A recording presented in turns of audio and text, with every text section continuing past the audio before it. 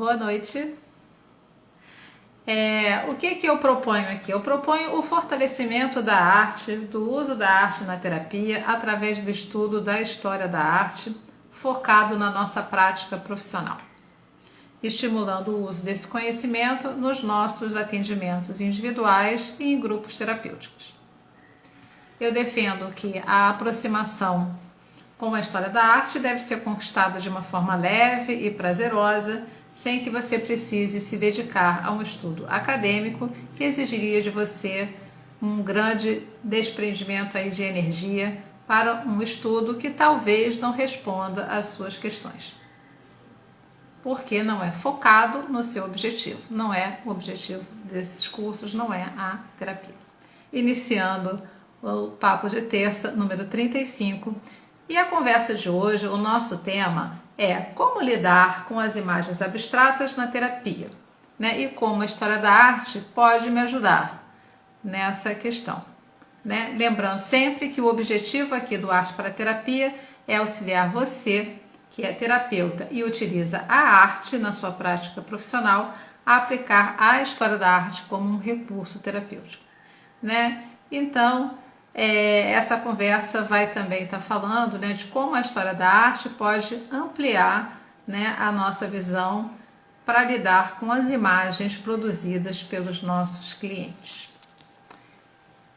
Então, assim, o primeiro ponto, né, que como essa aproximação com a arte, né, através da história da arte, vai me ajudar a lidar com essas imagens, é justamente ampliando o meu olhar para essas imagens e eu saindo dessa situação de eu estar vendo a produção de imagens do meu cliente numa terapia com arte na perspectiva da psicologia, na perspectiva da educação e ignorar a perspectiva da arte, né? Acho que a gente tem que estar tendo conhecimento de todas essas áreas para a gente conseguir compreender melhor o que está se passando, né, ali com o nosso cliente e como a gente pode estar apoiando esse processo, né? Então, a história da arte ela vai, por exemplo, trazer motivações diversas para que alguém se expresse com imagens abstratas, né? Uma coisa que talvez muitos aqui já tenham vivenciado, né? Acredito até que todo mundo, porque isso é uma coisa humana, né? De estar, por exemplo, procurando figuras em manchas, né? Procurando figuras nas nuvens, né? Então, assim, isso até tem um nome, né? O nome disso é pareidolia, escrevi aqui para não falar errado, pareidolia, que é um fenômeno psicológico comum em todos os seres humanos, conhecido por fazer as pessoas reconhecerem imagens de rostos humanos ou animais em objetos, sombras, formação de luzes ou qualquer outro estímulo visual aleatório, né? Nesse livro aqui, por exemplo, do Ser Criativo, que eu já falei dele aqui outro dia, do Stephen Nachmanovitch, ele vai falar em determinado momento das pinturas do Paleolítico, né? As pinturas pré-históricas, aquelas pinturas da caverna, aqueles bisões, aqueles animais, e ele vai falar que muitas daquelas figuras elas foram sugeridas pela situação da própria pedra, né? A iluminação, o volume, né? Então, como se algo daquele animal já estivesse insinuado aí e o homem teria projetado lá, completado, né, aquela imagem que aquela situação oferecia, né? Então ele vai falar aqui, então, a postura e as atitudes dos animais, né, dessas pinturas rupestres, foram sugeridas ou até mesmo impostas pelas saliências, fendas, concavidades e texturas irregulares das paredes de rocha onde eles foram pintados. Parte da força dessas pinturas reside no talento dos pintores para adaptar as formas da sua imaginação à configuração da rocha dura. Então, assim, é algo que é nosso, né? A gente tem esse impulso de estar buscando, né, figuras e vendo essas figuras em manchas. A gente também pode pensar que isso é uma alucinação, né? Mas porque aquela figura não está lá. Mas esses artistas, né, lá de trás da pré-história, já percebiam aquela insinuação, naquela situação criativa, como ele mesmo fala, o autor fala muito de situação criativa, e vai lá e assim, é como se terminasse aquela imagem, né? Então ele olha aquela saliência, imagina aquele animal e vai lá e vai destacando, terminando aquele contorno, pintando, retirando o que tem ali que não é daquele animal, que não interessa, né? E trazendo aquela figura à vida. E essa figura foi sugerida por uma mancha, né? Então a gente pode pensar nessa mancha como algo abstrato. Então o que muitas vezes a gente vivencia, né? E a gente também aprende, né? Dessa forma na arte-terapia e em outras terapias, essa situação de criar uma mancha. Então pega lá, deixa um papel super molhado, bota uns pigmentos, faz uma mancha. E aí se sugere assim, bom, então a partir dessa mancha, o que você está vendo aí?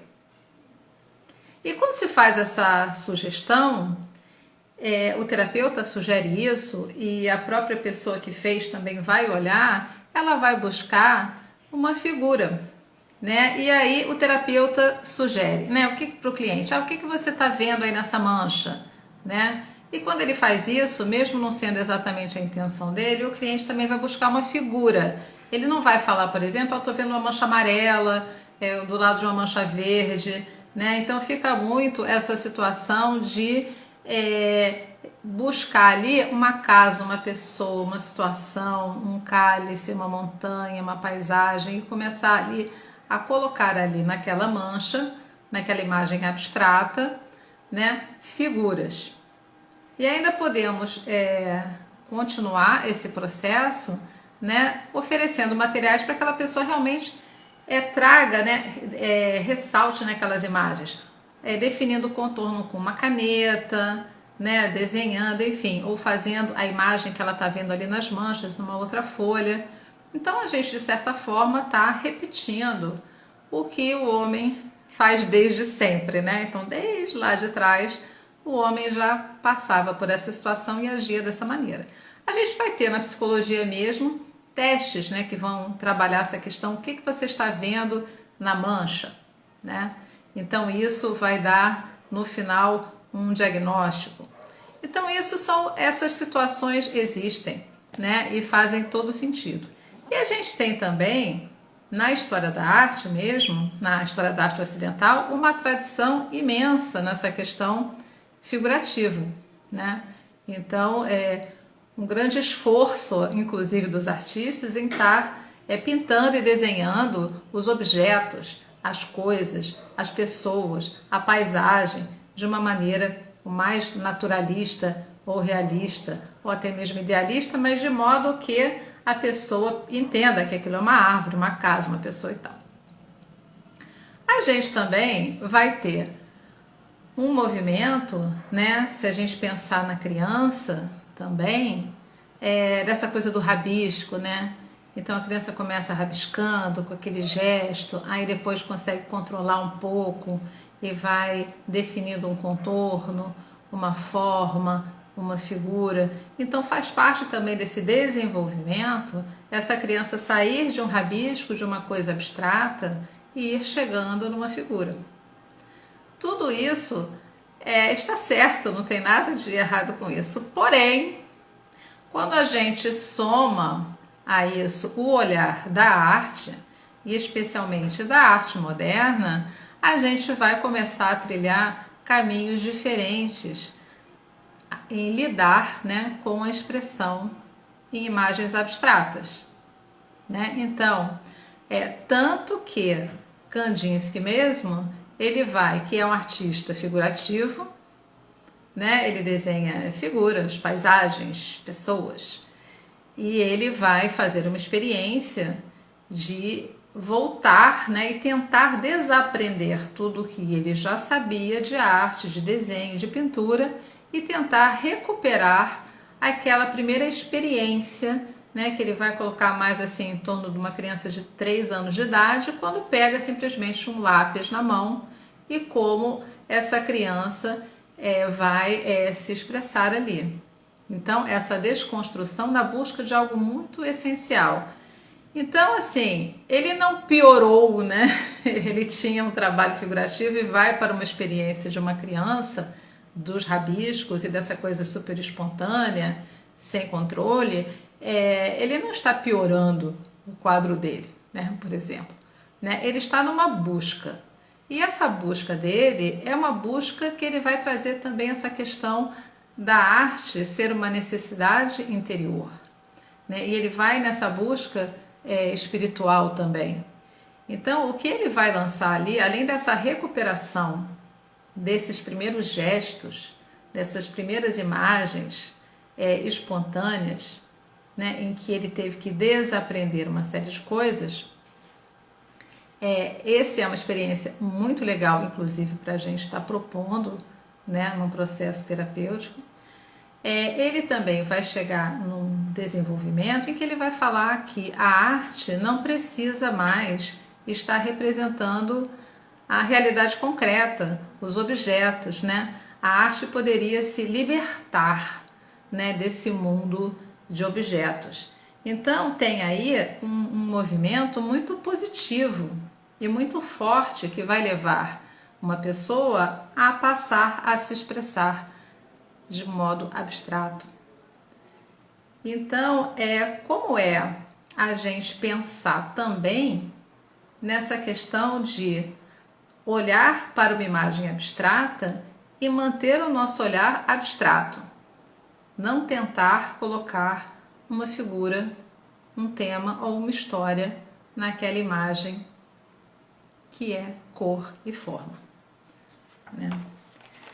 Então, por exemplo, vou trazer de novo aqui uma imagem do Kandinsky, né? Então, assim, uma imagem abstrata, uma imagem do Miró, né? Então, como é que a gente pode lidar com as imagens abstratas e mantê-las no abstrato, né? Não sugerir que se busque uma figura nessa mancha. Como é ficar com a mancha? Como é ficar com o rabisco? A gente vai ter que voltar e prestar atenção nos elementos básicos, né, de qualquer imagem. Então, a gente vai ter que estar lidando com ponto, linha, forma, superfície, textura, cor. E não aquela cor que é uma casa, mas aquela cor que é uma cor.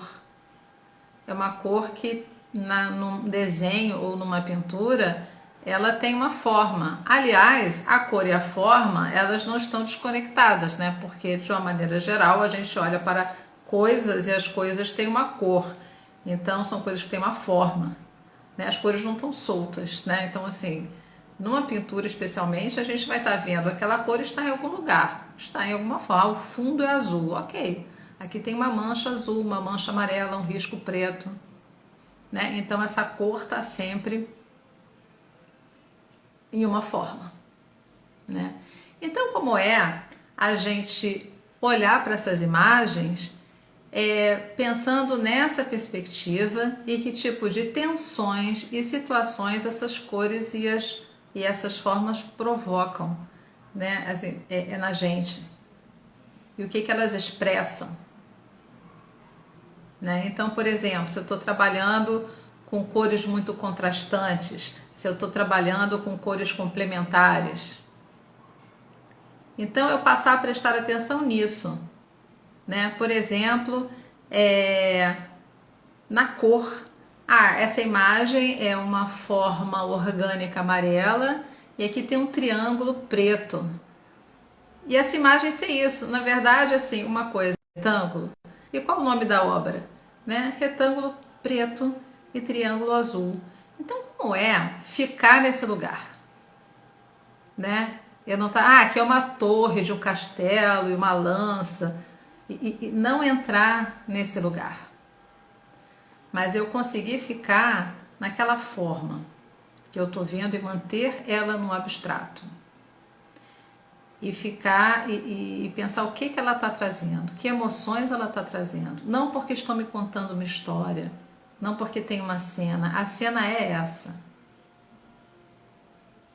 Pode ser uma cena extremamente calma, né, dependendo das formas, das cores, da disposição. Pode ser uma imagem agressiva, também se baseando na forma e na cor.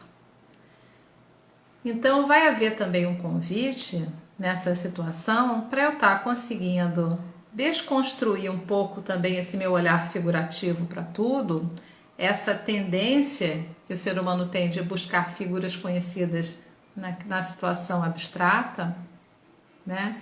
E eu também me aprofundando um pouco nesses elementos básicos, né? Pensando na cor e na forma, por exemplo. Qual o tipo de traço? É um traço sutil, leve? É um traço forte? Eu ficar nessas características do desenho, por exemplo. É um traço gestual, é uma tinta espessa, e tem muita tinta, tem pouca tinta, né? A intensidade daquilo, a leveza daquilo, a harmonia e o conflito dessas formas. Então, eu ficar nesse lugar, né? E quando a gente vai estudar a história da arte, especialmente a arte moderna, a gente vai ver uma quantidade muito grande de expressões e uma variedade muito grande. Então, a gente vai poder ter muitas referências, né? E aí vamos ver vários artistas, né? E quais são as intenções deles, né? Naquelas obras, por exemplo. Quando a gente pega um abstrato geométrico também, como o neoplasticismo, o Mondrian, por exemplo, o quadrado, o retângulo, né? Então, o quadrado que o suprematismo traz, por exemplo, é como uma forma humana, né? É uma ação humana, né? Então, o quadrado praticamente representando o homem. Então, a gente começa a pegar algumas coisas que podem ser bastante interessantes para nos ajudar a lidar com essas imagens que surgem espontaneamente, né? No processo terapêutico. Então, assim, e o que é interessante, né? Quando a gente começa a fazer esse exercício, por exemplo, de prestar atenção nesses elementos, né, das imagens, né? Cor, linha, forma, textura, né? A gente fazendo esse exercício, a gente vai depois começar a olhar as imagens figurativas do mesmo jeito.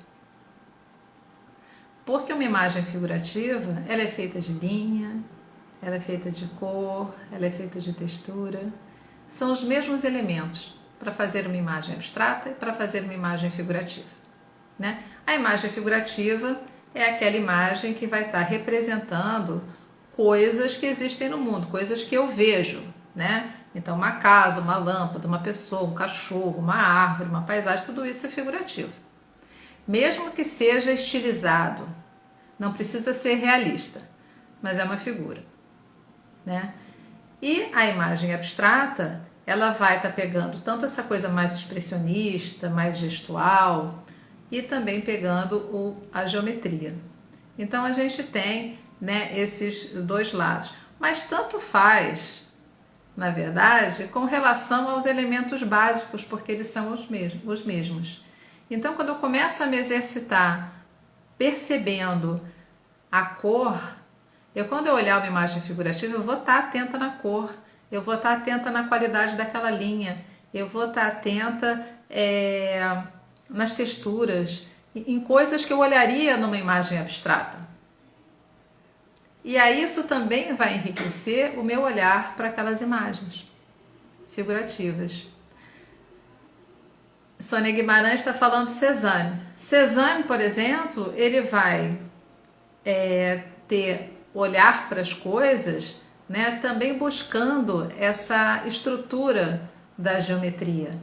Então, muitas vezes na arte moderna, não só no trabalho do Cézanne, mas no trabalho de outros artistas, aquela cena que é uma figura, uma pessoa, né, uma cesta de frutas, né, a natureza morta, elas são um pretexto para uma pintura, porque não são o tema da pintura. Isso também é uma coisa que acontece na arte moderna.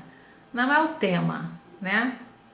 É aquele estímulo onde você vai fazer uma experiência na sua pintura de cor e forma. Né? Então, olhar para uma pessoa pensando, por exemplo, nesses sólidos, né? Como cilindros, né?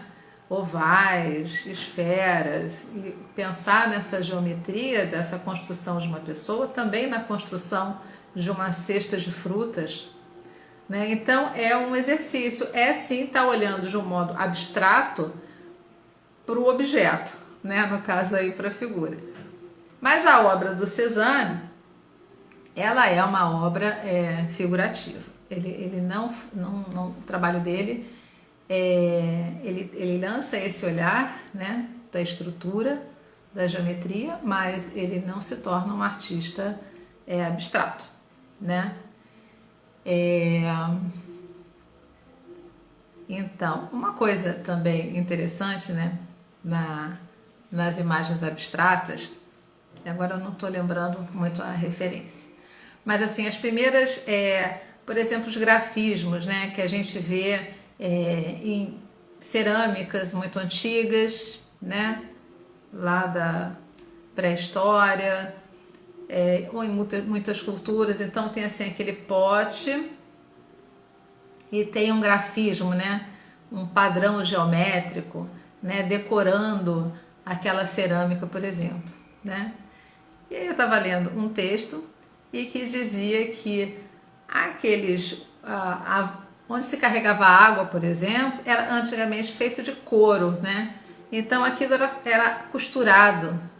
E quando se passou a fazer em cerâmica, e as pessoas estavam tão acostumadas com aquele couro costurado, de certa forma pegou aquele padrão daquela linha da costura e se tornou o padrão decorativo da cerâmica.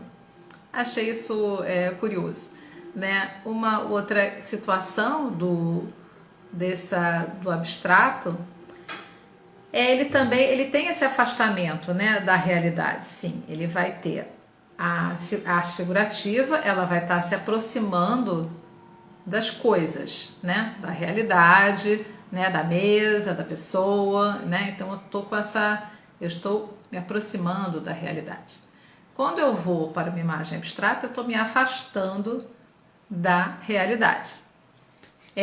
Então assim, mas tem esse afastamento e essa aproximação, que isso vai ser, né, inegável, né? Então eu estou observando a realidade, eu estou observando a natureza e eu estou fazendo uma imagem que represente aquele vaso de flores, por exemplo. Essa é uma questão que faz com que eu entenda que seja muito importante para o terapeuta estudar esses elementos básicos, né? Então, cor é uma coisa muito interessante. Quando a gente, por exemplo, recorta em formas, né, de cores diferentes e comecem a brincar com elas, né? E a perceber assim, como é que fica essa forma amarela em cima de uma forma vermelha, né? E se eu pegar essa imagem e colocar numa forma igual a essa em azul, né? Então, como é que fica essas relações, né? A Feiga vai falar disso, né? De relações colorísticas. Eu gosto muito disso. Então, ela também vai fugir dessa ideia de o vermelho é isso, isso, isso e isso, o amarelo é isso, isso, isso e isso, o azul é isso, isso e isso, né? Mas ela vai falar da relação das cores, né? Então, não existe assim o amarelo. É o amarelo que está sobre um fundo preto e cortado por uma linha roxa. Então, são essas relações, são essas as tensões que vão construir aquela imagem, né? Então, a gente tem que saber, por exemplo, o que são cores primárias, o que são cores complementares, o que são cores análogas. Essas situações vão criar tensões. Então, uma cor, vários tons de azul com verde, então isso vai criar uma coisa muito harmônica, né? Mas quando você coloca duas cores numa intensidade muito forte, como o verde e o vermelho, são duas cores que parecem estar brigando, né, e competindo. Então você vai criar na imagem uma tensão. Então esses aspectos são aspectos importantes para a gente estar percebendo na imagem, né? Prestar atenção na cor. Uma coisa interessante também é ao longo de um processo todo você perceber coisas que acontecem com uma determinada cor. Como é que aquela cor, especialmente, vai passeando pelos trabalhos. E o que está acontecendo com ela. Né? Então a gente não precisa estar o tempo todo buscando nas imagens dos nossos clientes figuras. E nem pedindo que ele sempre busque uma figura onde não tem. Né? Podemos fazer essa experiência de ficar mergulhadas nesse mundo da abstração, né? E se a gente tiver a história da arte, a arte moderna com essa perspectiva, essa abstração é um rumo ao espiritual, né? Como o próprio Kandinsky vai falar. Então, assim, o figurativo, né? Esse realismo, ele estaria indo de encontro com a matéria, e esse movimento mais espiritual, mais transcendente, ele não precisaria mais dos objetos. Ele poderia estar livre e estar trabalhando nessa abstração.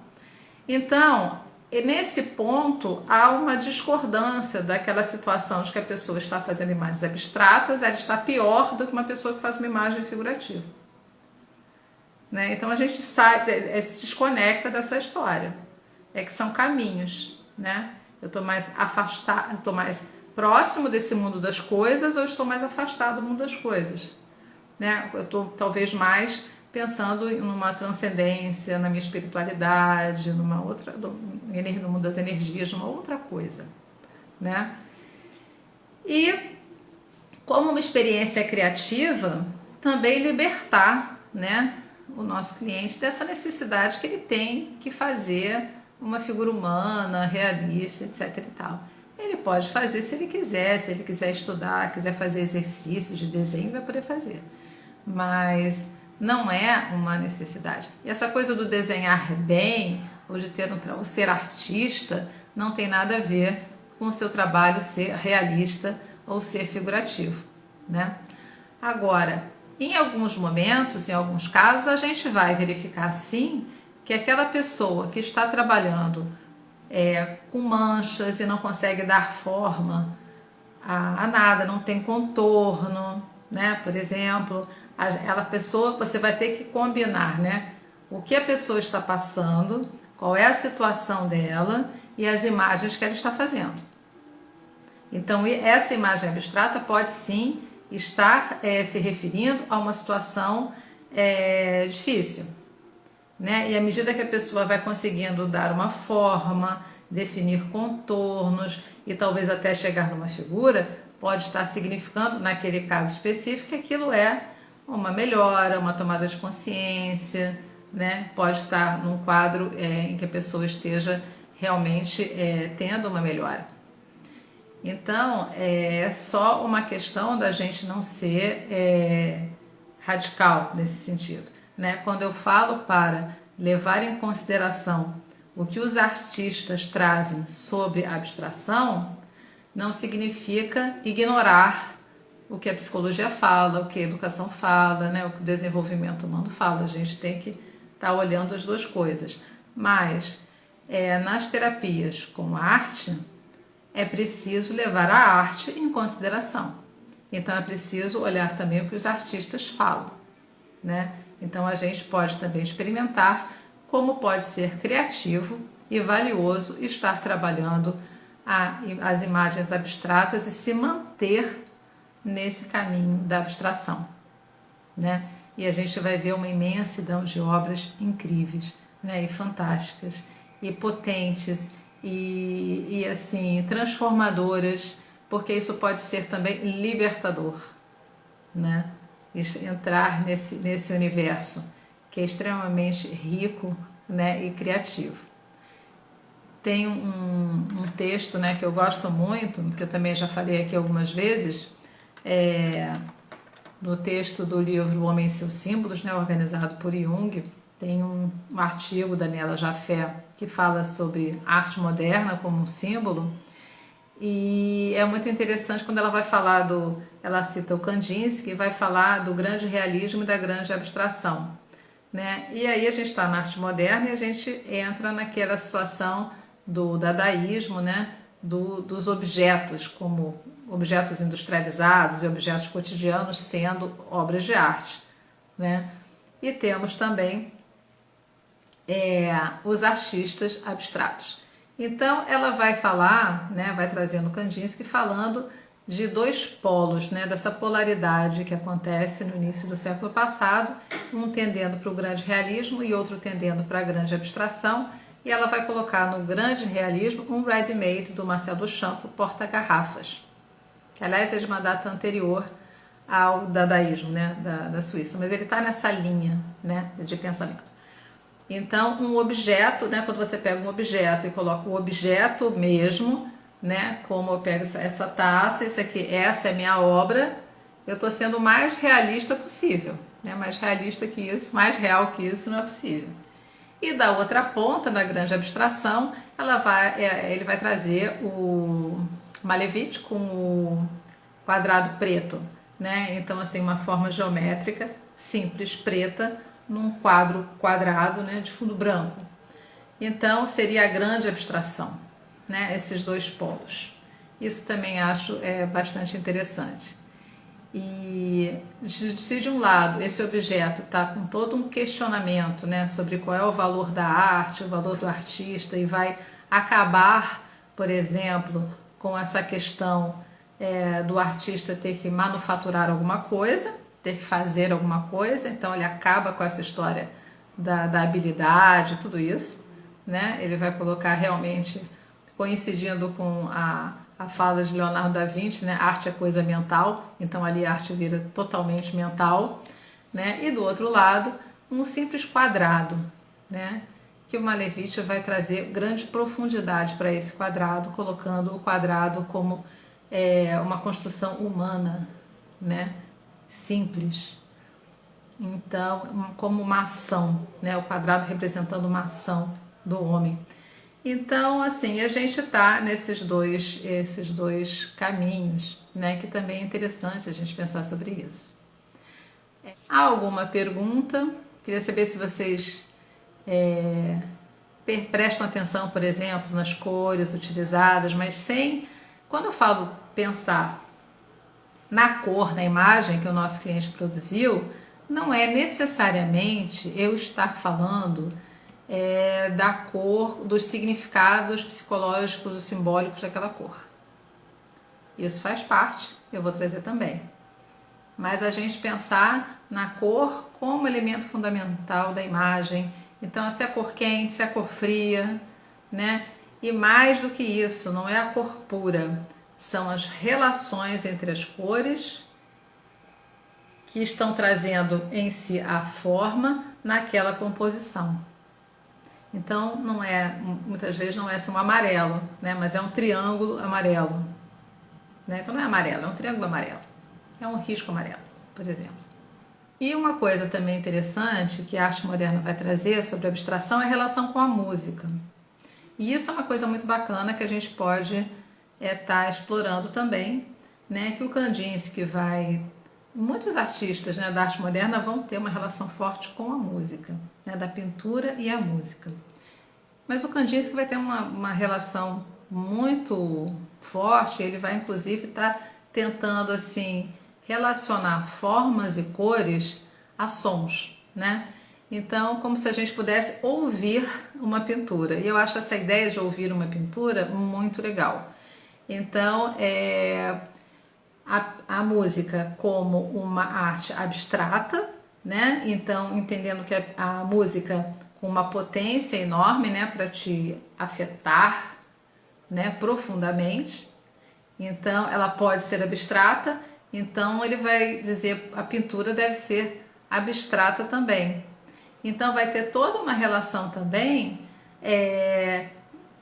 que a gente vai pensar, por exemplo, numa imagem, no ritmo daquela linha, a profundidade, né? Se aquela forma é aguda, é grave, como é que é aquela cor, né? E pensar também na cor como podendo mover com as formas naquela composição, né? Se eu pensar, por exemplo, que o amarelo, como uma cor quente, ele se expande, né? É como se ele saísse da tela e se aproximasse do observador, enquanto um azul escuro, ele vai se afastar, ele vai tender para o fundo, né? Ele vai convidar você a vir, né? A mergulhar na profundidade desse azul, né? Então a gente também usa assim, o amarelo radiante, né? Então ele é expressionista, ele vai para fora, né? E o azul profundo, né? Então tudo isso a gente vai pensar também nas figuras de espaço a partir das cores. Então toda essa riqueza, né, que a arte oferece vai ajudando a gente a estar em contato com essas imagens abstratas, né? E mais uma vez, assim, o que minha sugestão para vocês é que vocês exercitem esse olhar abstrato, tanto nas obras abstratas como nas obras figurativas, fazer um movimento inverso. Ao invés de eu lançar um olhar figurativo sobre as imagens abstratas, tentando buscar figuras conhecidas naquela mancha, naqueles traços, naqueles rabiscos, eu fazer o movimento inverso.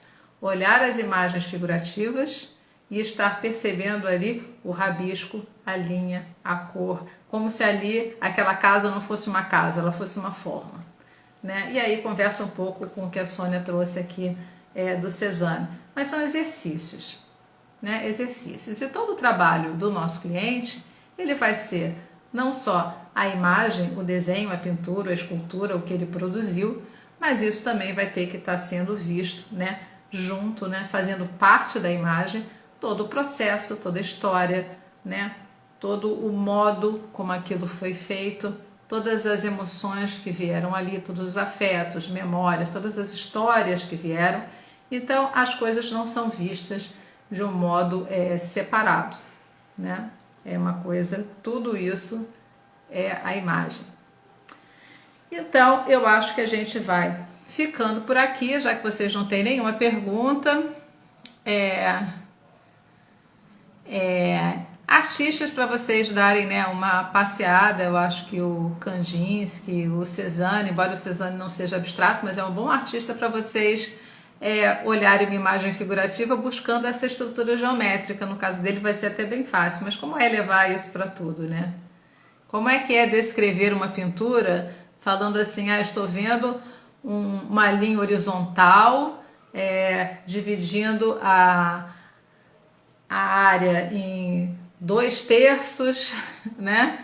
E assim, em cima tem uma área azul, embaixo tem uma área marrom, cortam verticalmente linhas marrons. Então estou falando do céu, da grama e das árvores, mas em vez de falar isso, eu falar da forma e da cor, né? Então assim, acho que é um exercício bacana, né? Depois, se vocês fizerem, né? Gostaria que vocês me contassem se vocês percebem isso nos atendimentos de vocês, como é que vocês lidam com isso. Então, eu gostaria muito de ver seus comentários, né, e essa troca de experiências que eu acho muito legal para esse espaço.